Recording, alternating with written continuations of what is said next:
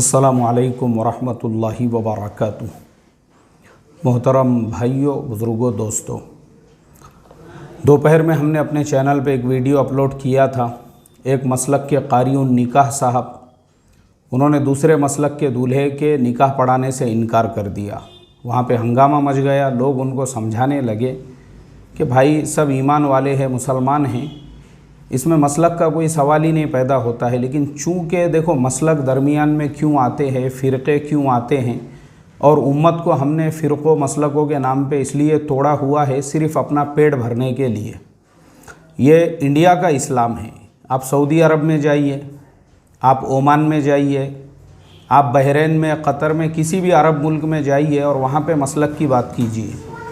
उसके बाद में देखिए आपका क्या हशर होता है, क्या हाल होता है। इसलिए कि वहाँ की गवर्नमेंटों ने ये पूरा निज़ाम जो अपने काबू में, एक आरिफ भाई को दो सामने, वहाँ की गवर्नमेंटों ने, और पैसे मत लो उनसे, वहाँ की गवर्नमेंटों ने ये जो पूरा निज़ाम बनाया हुआ है, इसीलिए बनाया हुआ है ताकि मुल्कों में अमन व अमान रहे। इसीलिए पूरे सऊदी के अंदर तमाम मस्जिदों में वही निज़ाम चलता है जो वहाँ की गवर्नमेंट चाहती है, और अच्छा है ये। दुबई में ऐसे ही है, क़तर में, बहरीन में, ओमान में, सब वहाँ पे गवर्नमेंटों ने जो अपने कंट्रोल में रखा है ना, ये अच्छा किया है।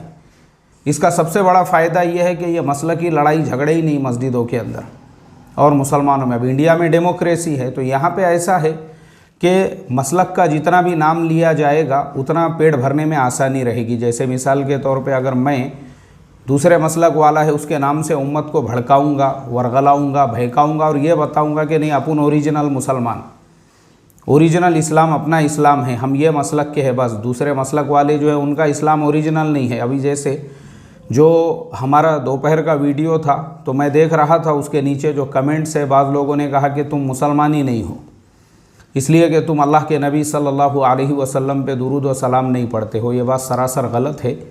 अल्हम्दुलिल्लाह हम भी एक तबलीगी आदमी हैं और तबलीग के रास्ते में चलते हैं। अब मैं आपको तबलीग के अंदर एक नंबर है, तीसरा नंबर, उसे कहते हैं इल्म और ज़िक्र। ज़िक्र का मकसद ये है कि अल्लाह का ध्यान नसीब हो जाए। अब उसके बाद में ज़िक्र का मकसद हो गया, ज़िक्र के मकसद के बाद उसकी फ़जीलत है। अल्लाह के नबी सल्लल्लाहु अलैहि वसल्लम ने फरमाया, ज़िक्र करने वाला ज़िंदा है और ज़िक्र नहीं करने वाला मुर्दा है। उसके बाद उसकी मेहनत है। सबसे पहले ज़िक्र की मेहनत ये है कि चल फिर कर अल्लाह के मखलूक में ज़िक्र की खूब दावत दे ताकि उम्मत के अंदर ज़िक्र का जो है वो मिजाज बन जाए। दूसरे उसकी प्रैक्टिकल मेहनत है। अब उसकी प्रैक्टिकल मेहनत क्या है? उसकी प्रैक्टिकल मेहनत के अंदर है सबसे पहले कुरान करीम की तिलावत है, और उसके बाद में जो है रोज़ाना की 3 तस्बीहात। अब जो 3 तस्बीहात है वो क्या है? 3 तस्बीहात में सबसे पहली तस्बीह तीसरे कलीमे की है। दूसरी जो तस्बीह है वो है दुरूद शरीफ की, जिसके अंदर पूरा क्या पूरा एक फ़ज़ाइल दुरूद है। फ़ज़ाइल आमाल के अंदर पूरा क्या पूरा एक फ़ज़ाइल दुरूद आपको उसमें मिलेगा, और उसमें मुख्तलिफ़ दुरूद है अहादीस की किताबों से, जिसके मुख्तलिफ़ जो है फ़ज़ाइल है। आसान जो दुरूद है वो ये कहा जाता है कि नमाज के अंदर हम जो पढ़ते हैं, और नमाज का अगर दुरूद शरीफ तुमको याद नहीं है तो फिर सल्लल्लाहु अलैहि वसल्लम, ये आसान दुरूद है। लेकिन रोज़ाना 100 मरतबा तुमको फ़जर के बाद और 100 मरतबा असर के बाद में पढ़ना है। तो मुझे आप बताओ कौन दुरूद व सलाम नहीं पढ़ता है? हमारे यहाँ तो यार दुरूद व सलाम जो है वो हमारे उमूर में से है, जो 6 सिफ़ात है उसमें से एक सिफ़त है, जिसके अंदर प्रैक्टिकल जो ज़िक्र की मेहनत है उसमें दुरूद व सलाम भी है। उसके अलावा भी दुरूद शरीफ की बाज़ाब्ता बहुत सारी जगह पे मजलिसें होती है। उसके अलावा भी मखसूस आमाल होते हैं। ख़ुद मेरे चैनल पे आप जाकर देखोगे तो आपको ऐसे कई वीडियोस मिलेंगे। ख़ास तौर पे मैं तो हर जुमेरात के दिन मेरे दूल्हा दुल्हन के बच्चों को भी, और ख़ास तौर पे जो है मेरे जितने भी सोशल मीडिया है उस पर लोगों को यही कहता हूँ कि सूरतुल कहफ और उसके बाद पूरा दिन दुरूद शरीफ का एहतमाम। और ये मेरा अपना भी मामूल है। जुमा के अलावा भी मैं चलते फिरते अक्सर, और रात का तो ख़ास तौर पे ये अमल है मेरा।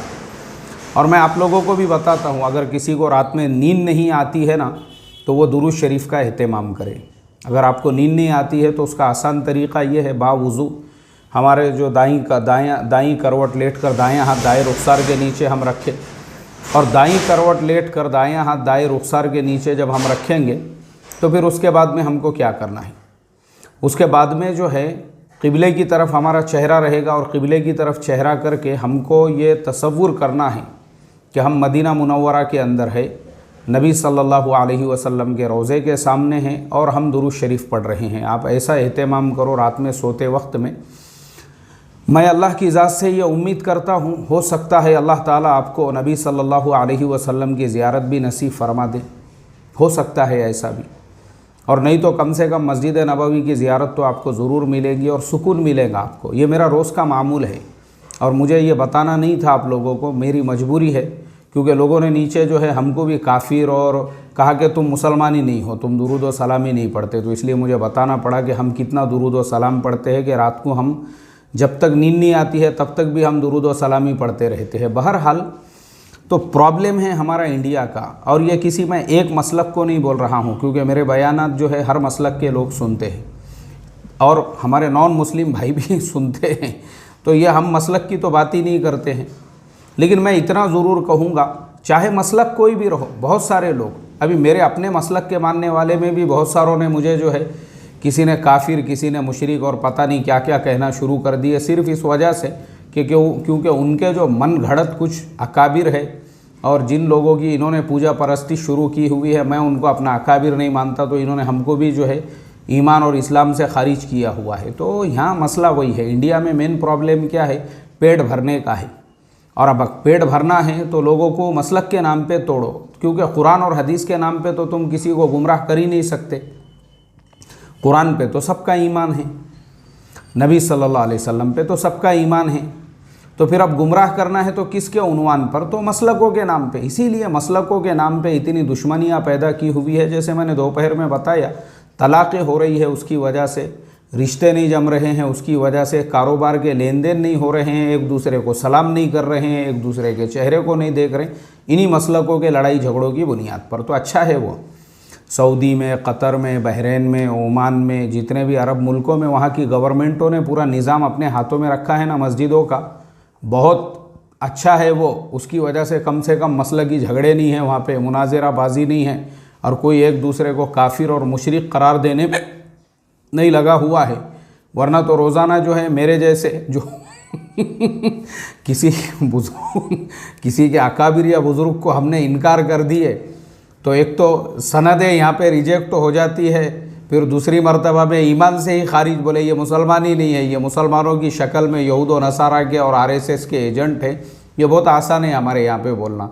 तो शुक्र है अल्लाह ताला का, वहाँ का निज़ाम गवर्नमेंटों के हाथों में। असल में मुझे आप लोगों को बोलना ये था कि देखो, निकाह पढ़ाना इतना आसान है। अगर कहीं पे जो है इस तरह का वाक़या पेश आ जाता है निकाह की मजलिस के अंदर, और कुछ ऐसा होता है जिसके अंदर कोई निकाह पढ़ाने वाला ना हो, क्योंकि हमारे गाँव खेड़ों में तीन मसले बहुत कसरत से पेश आते हैं, और मैं वो तीनों पे अलग अलग वीडियो बनाऊँगा। एक तो निकाह पढ़ाने के लिए कोई नहीं है, तो गाँव वालों को लगता है कि बस अब जब तक शहर से निकाह पढ़ाने वाला नहीं आएगा हमारा निकाह ही नहीं होगा।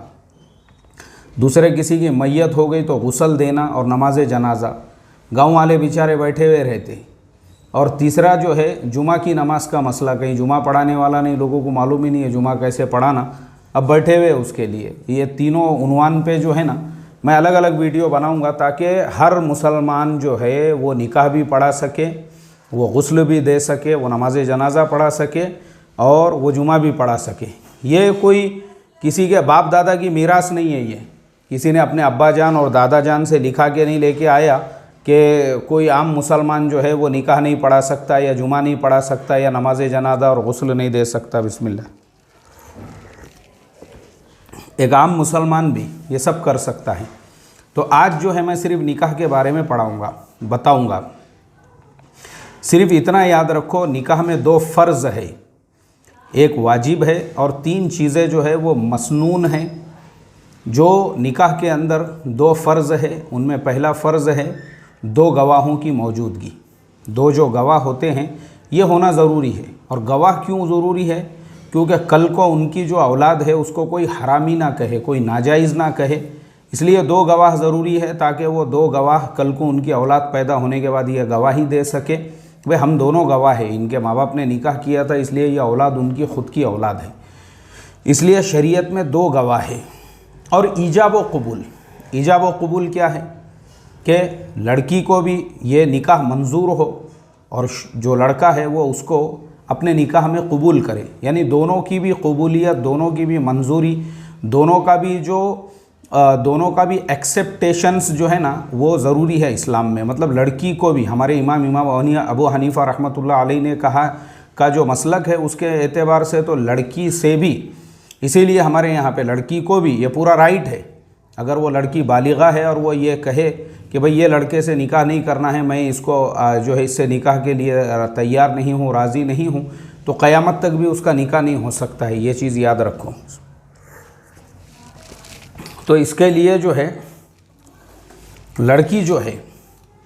लड़की पहले तो 2 गवाहों की मौजूदगी ज़रूरी है, और लड़की जो है और लड़का दोनों का ईजाब व कबूल ज़रूरी है। ये 2 चीज़ें फ़र्ज़ हो गई। तीसरी चीज़ है महर।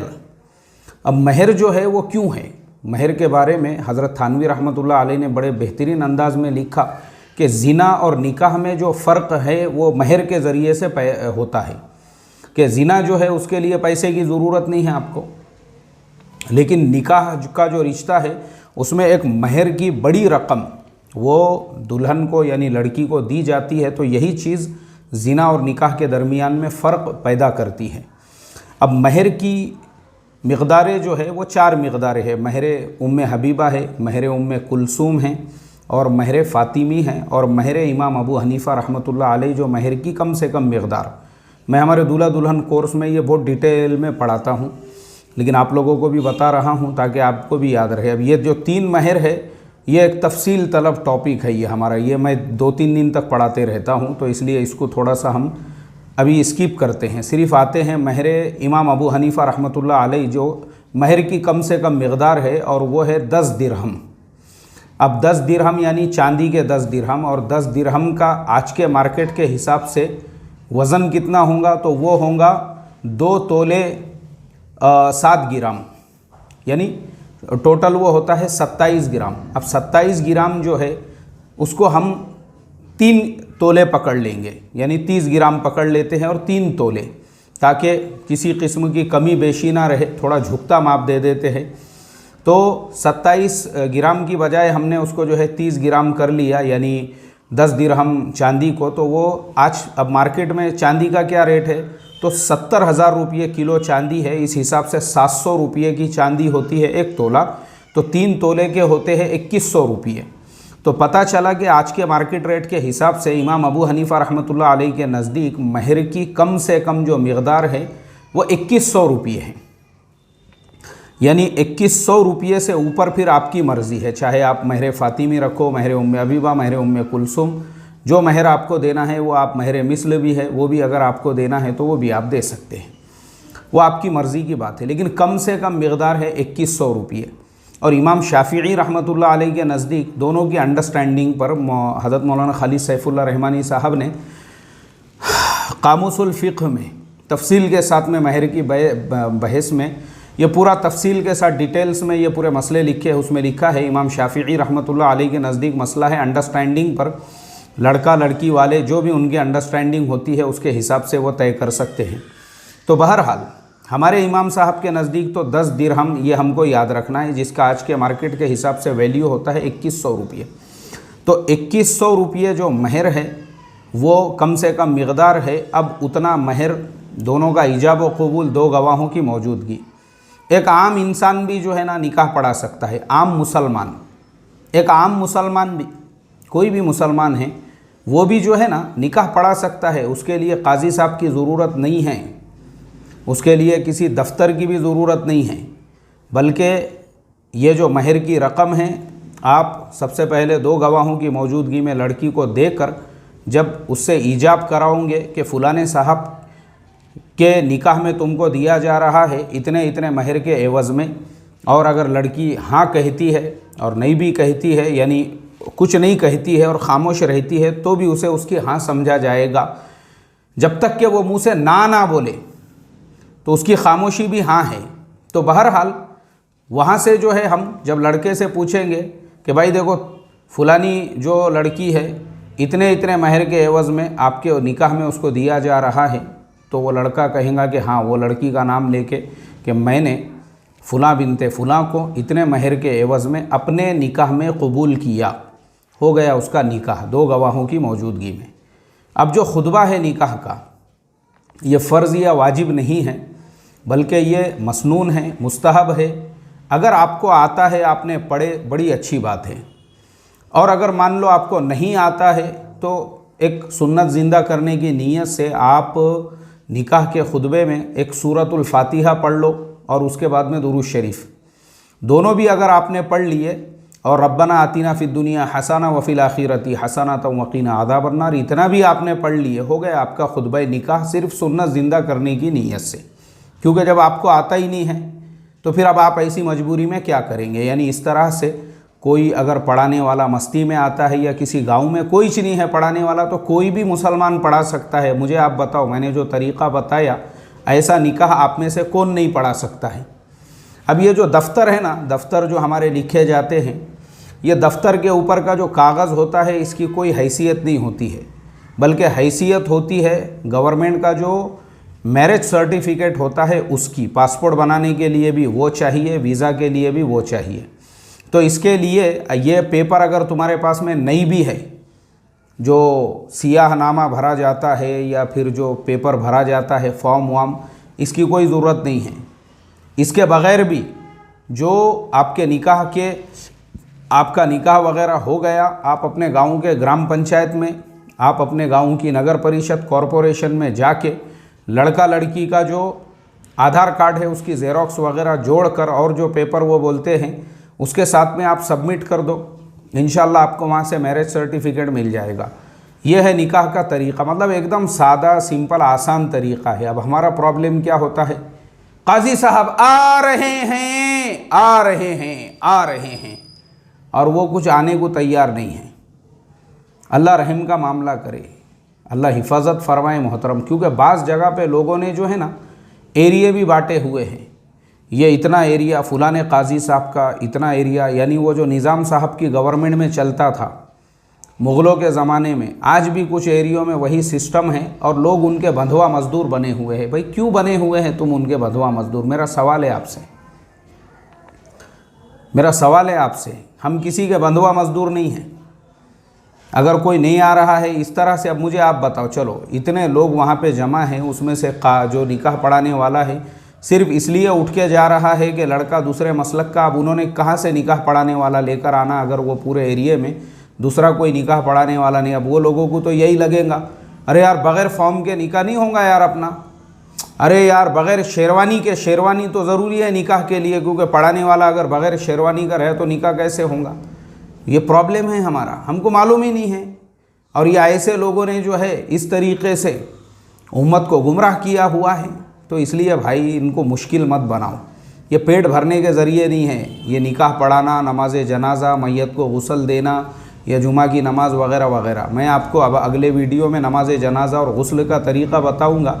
हर महल्ले का हर आदमी कर सकता है ये नमाज जनाजा, तो हर इंसान पढ़ा सकता है, जुमा भी हर एक पढ़ा सकता है। इसको आसान बनाओ। अल्लाह हम तमाम को, ये प्रोफेशन नहीं है, ये हिंदुओं का धर्म नहीं है ये, कि जब तक पंडित जी आएंगे नहीं और मंत्र नहीं पढ़ेंगे और जब तक जो है पंडित जी जो है बराबर टाइम टू टाइम लगन नहीं लगाएंगे तो उस वक्त तक तुम्हारा निकाह होने ही वाला नहीं है। ये इस्लाम में सादगी है, सादगी। हर मुसलमान यहाँ पे जो है निकाह पढ़ा सकता है, हर मुसलमान यहाँ पे जुमा पढ़ा सकता है, हर मुसलमान नमाज जनाजा पढ़ा सकता है और गुस्ल दे सकता है। अल्लाह हम तमाम को आसान है दीन, आसान दीन पे अमल करने वाला बनाए। अस्सलामु अलैकुम व रहमतुल्लाहि व बरकातुहू।